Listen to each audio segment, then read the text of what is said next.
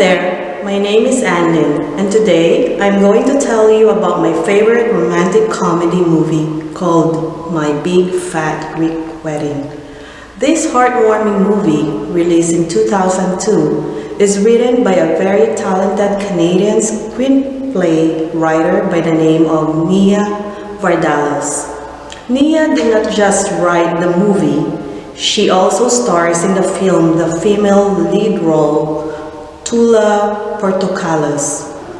At the end of this video, my wish is that you also see My Big Fat Greek Wedding as a true romantic comedy gem that it truly is.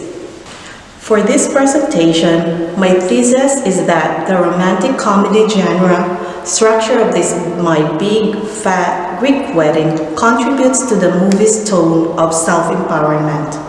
To make my case, I am going to discuss the romantic comedies genre, structure, and how the movie's editing, music, color, and camera angle help in creating tone of self-empowerment in the movie.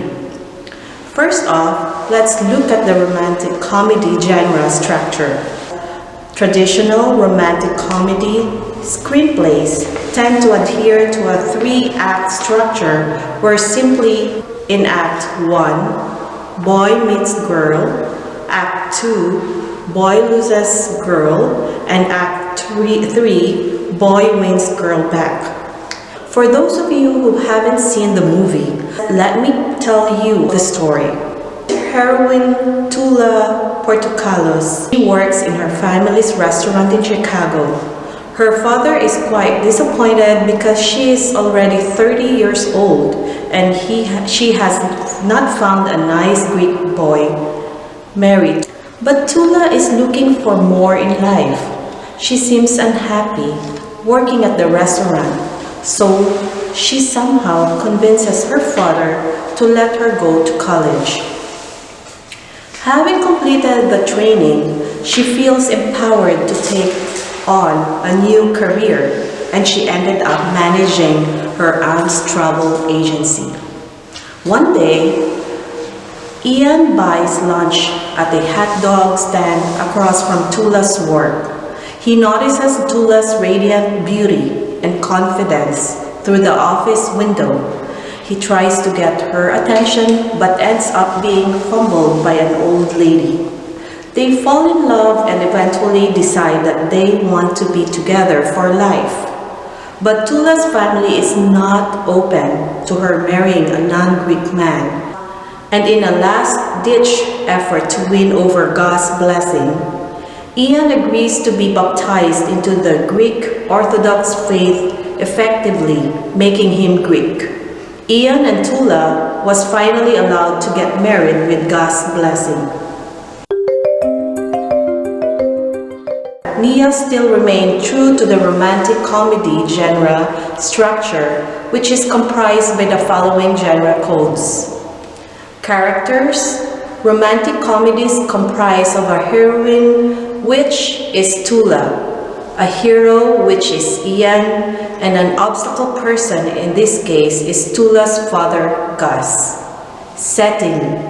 Romantic comedies are often set in a fashionable metropolis, in this instance, Chicago. Most of the story takes place in properties owned by Tula's family, like the travel agency, and the Greek family restaurant. It shows that in the Greek culture, everyday life is a family affair. Story. The story of the romantic comedies comprise of cultural obstacles to the couple coming together. Tula and Ian are depicted as having contrasting cultural backgrounds, which contributes to the popular notion of opposites attract.